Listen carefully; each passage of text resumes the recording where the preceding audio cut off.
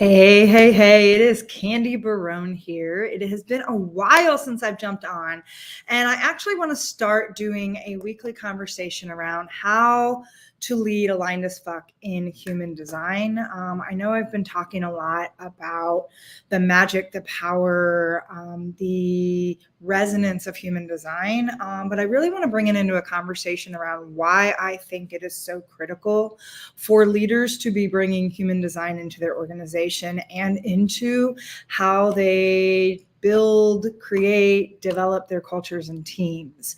And so that what I would do is before jumping into all of the nuances and all of the cool things that human design can explore, help us explore or offer opportunities for us to jump into, what I want to do is give you a little bit of a, I guess, story as it relates to some of the clients that I've been working with.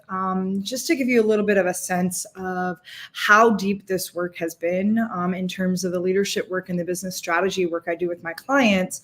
I got introduced to human design 6.5 years ago, actually from a client of mine when I was coming off of a spiritual retreat, and I was a bit tapped out.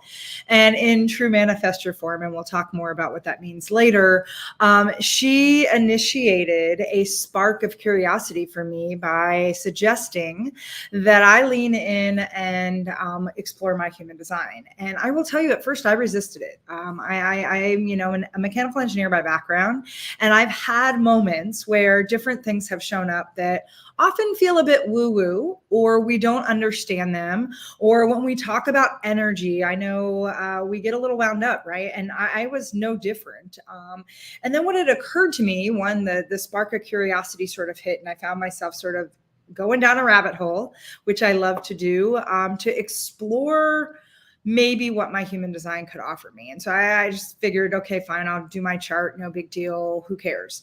And what I found out was, and I love Karen Curry Parker talks about this all the time, you don't always choose human design, it sort of chooses you. And I think that's true about different things that are meant to be on our path and part of our soul curriculum. And what's been interesting is since I got introduced to it 6.5 years ago, I immediately started integrating aspects of it into the one-on-one work I was doing with the leaders that I work with, whether it's executive leaders in large organizations and corporations, whether it's leaders in government agencies, the military, or large universities, or the business owners and entrepreneurial leaders that I work with who have sort of small to medium businesses. Whoever it was in that one-on-one capacity, I started to bring in human design because there was quite a bit I could learn about the energetic blueprint and the operating plan for their key leadership markers. And so one of the reasons I think this is so valuable,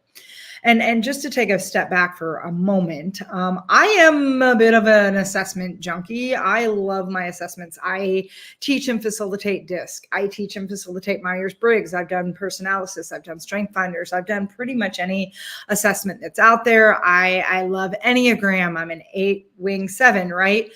All of those are great assessments. And if you think about an assessment, because I'm going to talk about why human design is not an assessment, it's something different, yet it's a different modality that we can use them in conjunction together. I actually do a lot of work with my clients in DISC, Myers-Briggs, and human design. There's some really interesting information we can extract when you look at those 3 different modalities and what they offer in terms of better understanding around our innate wiring, how we communicate, how we behave under stress and in certain situations. But the assessment side of the equation, think about what an assessment is. It's very subjective in nature. It's a series of questions that you are responding or reacting to based on a moment in time, based on the quality and the narrative that has sort of wrapped around the assessment questions themselves. So there's a context, there's a lens on which the questions are being asked. And depending on, whether you had your coffee, whether you got stuck in traffic, whether you had a fight at home, you may answer some of those questions a little bit differently, depending on if your stress is elevated or you're in more of a neutral and grounded space. Now, while there are patterns that tend to be consistent, those assessments can change over time. I know, and I always find it interesting when someone tells me your DISC never changes or your Myers-Briggs. That's a bunch of crap. Mine's changed multiple times, and my DISC in corporate was very different. My DISC as an entrepreneur. In fact, my D&I sort of shifted. I mean, I'm still a high DI with a low SC on a DISC scale.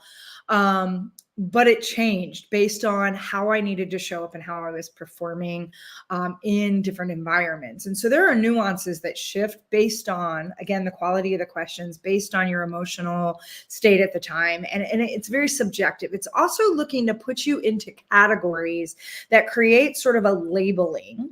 Now, that's not necessarily bad. I really do find a lot of value in DISC and Myers-Briggs. And like I said, I'm a bit of a assessment junkie. I love those tools.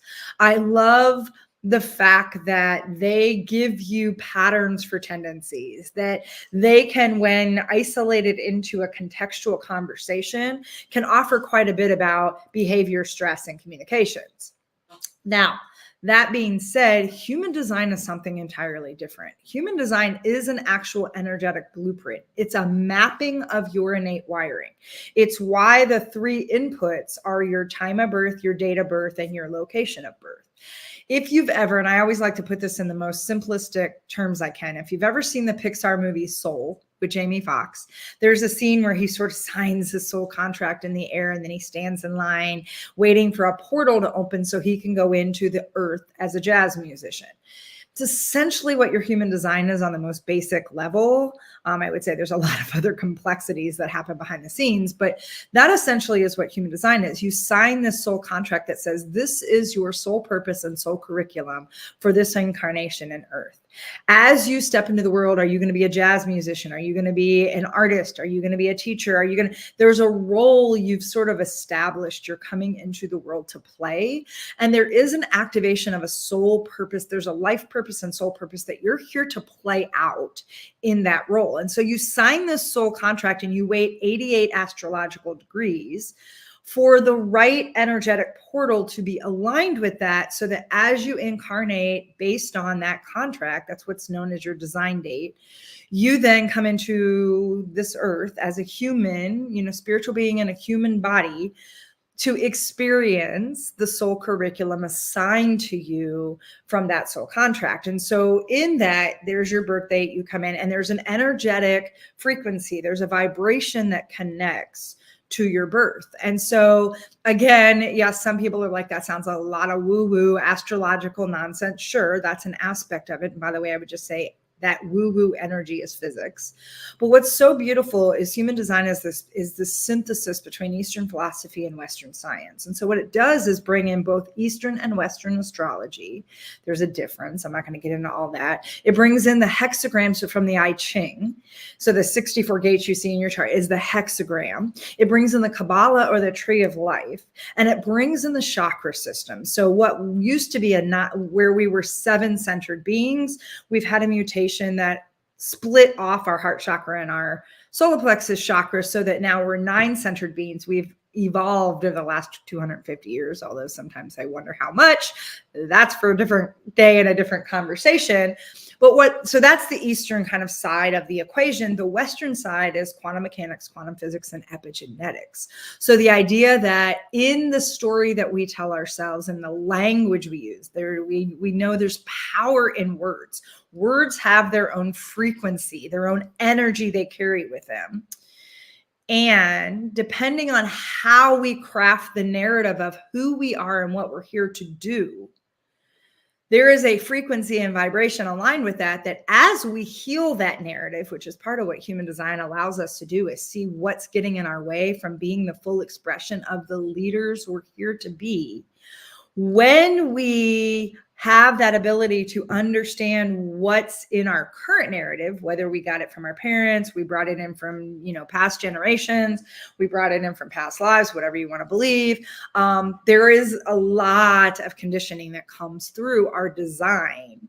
And when we can understand how that conditioning is playing into our ability to awaken, activate, and amplify our unique leadership voice, we then can look at language that is more aligned for us, that helps us reframe and rewrite that narrative so that we can stand in the full expression of what we're here to offer the world at this time.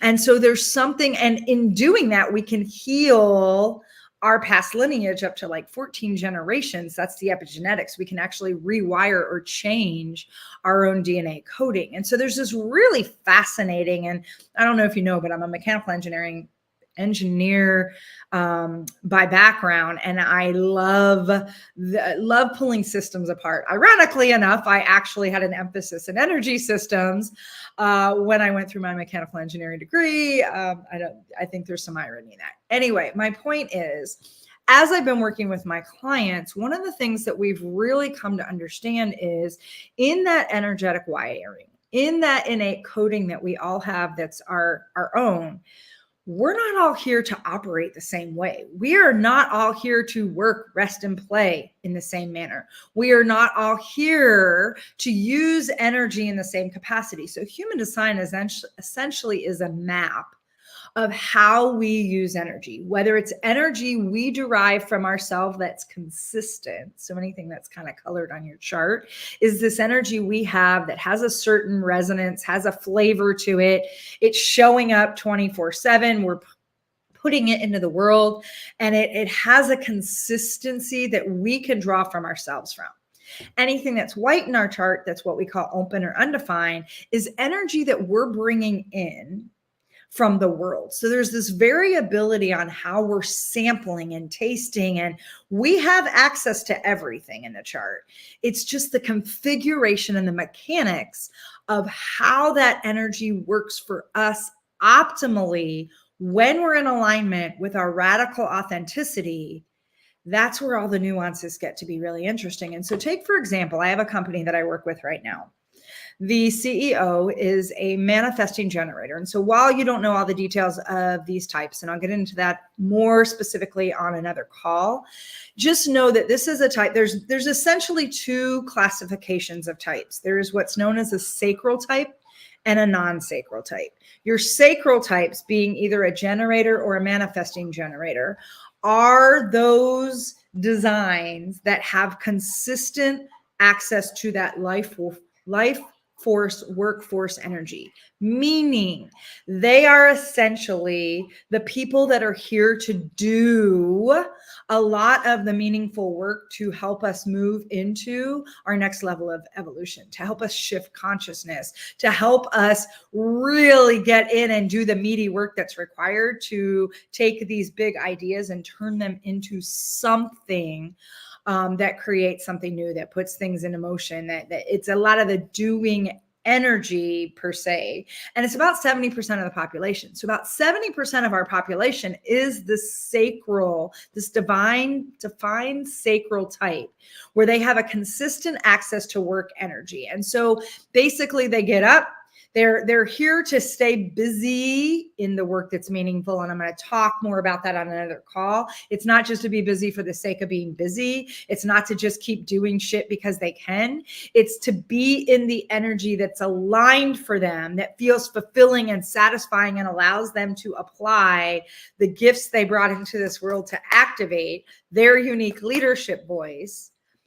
70% of the population is wired that way. Now, there's all kinds of layers and nuances that make things more complicated. This is the very raw, gritty, simplified version of this. On the other side, there's non-sacrals. So they don't have that consistent access to life energy or workforce energy. They're sampling and drawing in that energy from others, which means at times they can do more work than a generator because they're picking up the energy from others. And what happens is when we have that openness, when we don't have that definition in our chart, we draw that energy in, we absorb it, and then we amplify it. And so the non-sacral types have a very different way they work than a sacral type. A sacral type and now I will say there are nuances depending upon what else shows up in your chart. For the most part, when they turn the generator on, they can kind of like hum. Now, the Manny Gen's more like the hare and the generator's more like the tortoise. Again, I'll talk about that more later. But the non-sacral types are not here to plug in and work all day long. they actually need to work in blast depending on how they work, whether they get a spark of creativity like a manifester, or they get recognized and invited in to share their guidance like a project manager, like the projector, or they're here to give us a reflection or a mirror of how we're doing from our own well-being and potential, like the reflector. They're here to work in these bursts, and then they're here to rest. They're really designed to work to rest, work to rest, work to rest. Now imagine when we look at most organizations, our organizations are designed to meet the needs of most generator types. And I will say we're even out of balance there too, but we have a generator world. So if you've got non-generator or non-sacral people working in your organization and you're expecting them to work like a generator, this is why we have so much burnout, depression, even suicide. Why we have so many mental health issues is because we have people that we're trying to pigeonhole into a box to work like a machine, like the Industrial Revolution created this whole kind of assembly line of how we work, which, by the way, all of that's starting to fall apart, and none of us are actually here to work in that capacity. And I am going to talk about on these calls every week, we're going to go into the nuances for each of the types and talk about how they're really designed to work, and then layer on some of the additional nuances that really do make a difference. Like, for example, I'm a manifesting generator. I get some big energy when I'm lit up and big power. However, I also have what's known as format energy, which means I have like a switch. It goes on or it goes off. When I'm hot, I run like the Energizer Bunny times 50. When I'm not, it's like plowing through like quicksand, trying to get shit done because I just don't feel motivated. When I'm on, I can do 4 months worth of work in 4 days. When I'm not, it's like a drudge through just like mud. And that's very different than how a generator would work, where they feel like they've got kind of this cadence and they're doing things that they're just burning off their energy. A non-sacral type, though, is going to burn out quickly if they try to maintain that same kind of flow. And so, for example, I have an organization that's a sacral type leader who has 3 people on her team that are all non-sacral types. So we have really had to look at their charts in comparison to hers. So we do connection charts to see this is how it feels aligned and feels optimal for you to work. You need to recognize that your team is wired completely differently than you are. And so what we've done is we've created coaching protocol to meet people where they're at, to help them perform at their highest and best capacity in understanding their innate wiring. And so I coach her on how to develop and coach and hold her team accountable. And I coach her team on what they need to remember about how they work best, what alignment looks like for them. For example, those 3 non-sacral types, they work really well in deep blasts, and then they need a substantial amount of rest, either a nap, or they need to recharge, or they need to take a walk around the building. They need to find ways, and they need practices at the end of the day, especially the ones that have a lot of openness in their chart. They need practices at the end of the day to discharge that buildup of amplified energy out of their body.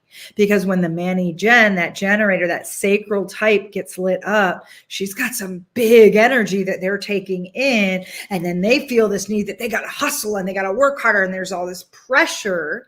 Sometimes that's really good for them.